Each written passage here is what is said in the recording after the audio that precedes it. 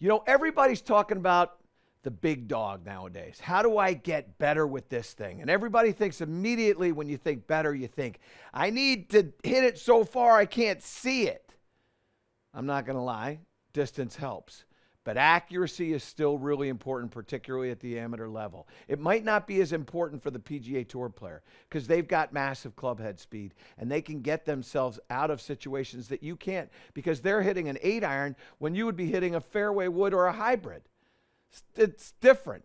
So in order for you to really improve your driver, you've got to create some consistency with your shot shape. And when you get consistency with your shot shape, now all of a sudden, you're going to hit the ball more times in the fairway, and that's going to lead to lower scores for you. I promise you're going to get more distance as a result of that golf ball spending all of its time in the fairway. Don't forget to like and subscribe to the channel and tell your buddies what we got going on over here. So I want to talk to you about embracing a shot shape, okay? Now, I like to hit fades.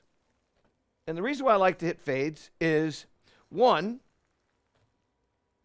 it's easier for me to feel my body rotating and dragging the toe of the golf club. And if I'm going to do that, the face of the club is going to be open.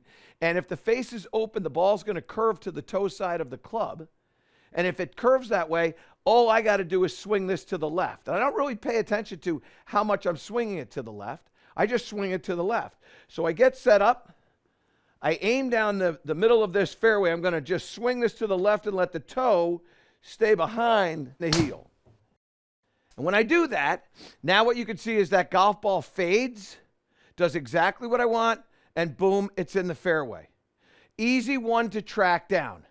And that golf ball starts about dead center, and then it curves off to the right. Now, I'm not trying to hit this hard. I'm just trying to get it into the fairway. And what I advise to you is create shot shape.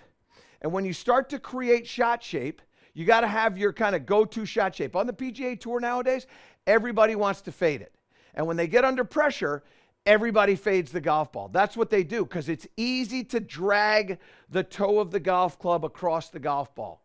It's easy to have the toe sitting behind the heel. So when we're dragging this open club face, we're going to get this ball to start out and turn to the right. Let's go ahead and pull that full there, Gibbsy. And what you can see is that golf ball starts about at that target that's in the middle of the fairway, and then it peels off to the right, okay? Let's do it again. So what I'm doing, and I'm going to tell you how to do this. What I'm doing is I'm just letting this toe get behind the heel so that it's open, and I'm just dragging it across to the pull side. There's another really good one. This one doesn't curve quite as much as the one that I just did, but notice that thing is in the fairway, and very easy to find that as well. That one there, that one, when it pops back up, that'll be interesting to see if that one started right about, it started right about at the target. So those are two golf balls that are easy to find. And the fun part is that one moved more than the other. And as long as you can get this ball moving in one direction, you're going to double the width of the fairway. And when you double the width of the fairway, now all of a sudden you've got twice as much of a chance of getting it into the fairway. Now, how do we do this? Well, there's a lot of different ways to create a cut shot, okay? One of the things that I like to do is I like to feel like the club is in a weak position in my lead hand. So I try to feel like I don't really have the club. The club is kind of in the fingers, but it's also grabbing the palm. And I almost feel like my fingers are pushing against the palm.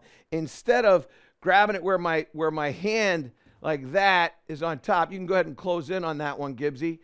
And you can see what I have there. You can see the Titleist logo. What I like to do when I'm hitting this cut is just weaken that up a little bit. And now all of a sudden you can see the thumb of my left hand here is kind of just going down the shaft. And then I put my right hand on top of that, not really worrying about necessarily what's going on with strong or weak, just matching up to that club face and matching up to my left hand. And now that's going to help get that club face a little bit open. Now, the next thing that I want to do is in a down the line shot here, I want to feel like I'm letting the toe start before the heel.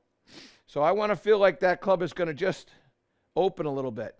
And when that club opens a little bit, now I get up here. Now I feel like the toe is hanging, and now I just pull across it, and all of a sudden it curves over to the right-hand side. Now, obviously, I didn't swing hard at that, but what I did get was I got a golf ball that started fairly straight, and then it moved over to the right-hand side. That ball started 1.2 degrees to the left, and it spun over to the right. Again, not long, didn't swing hard at it, but I got the ball to do what I wanted to do. I got the shape that I'm looking for.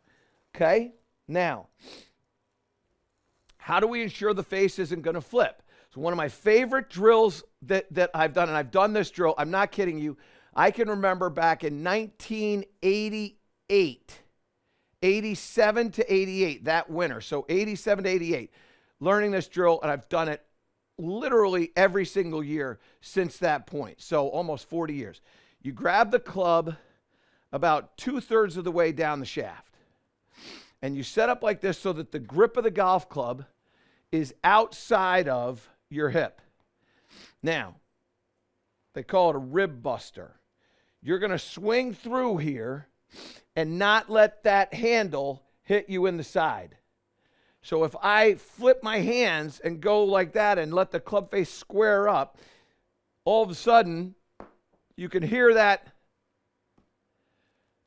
grip beating the side of my body. When I swing through and my body is rotating this way, now all of a sudden the club doesn't turn over and the face doesn't turn over. And when the face doesn't turn over, I can hit the ball the way I want with that little fade. So I'll do that drill, get that feeling that the handle is staying outside of the hip, grip the club the way that I want to grip it, and now just imagine the same exact thing, and I pull across it, and here goes a shot, and it's moving from left to right. A beautiful little shot shape, easy to follow that, and in the fairway. Again, I didn't swing hard at that yet. I'm going to get after one here in a second. But that one there, look at that. 141 miles an hour ball speed, 93 miles an hour club head speed. That is not my max, but I love that shot shape. So right now I'm undefeated. I got everything curving to the right. Now what I'm going to do is I'm going to turn the volume up here, okay? So grip it the way I want. I got my rib buster drill in my mind, and now I'm going to, as they say, let the big dog eat. That is absolutely perfectamundo. Now that is about what I play at. That's about 100 miles an hour of clubhead speed, 150 miles an hour of ball speed. Doesn't have to take a lot of math to be able to figure out that that's a 1.5 smash factor. So that is absolutely right what I'm trying to do. You want to hit more fairways. What I want you to do is get comfortable with hitting little cuts. And in order for you to hit that cut, you got to make sure that the toe is dragging from the heel. And the way you're going to do that is just weaken up that lead hand, let the trail hand come in and just get comfortable with it. And then what you want to do is you want to feel that club face fan open in the backswing just a little bit. And then you want to do the rib breaker. Swing this through.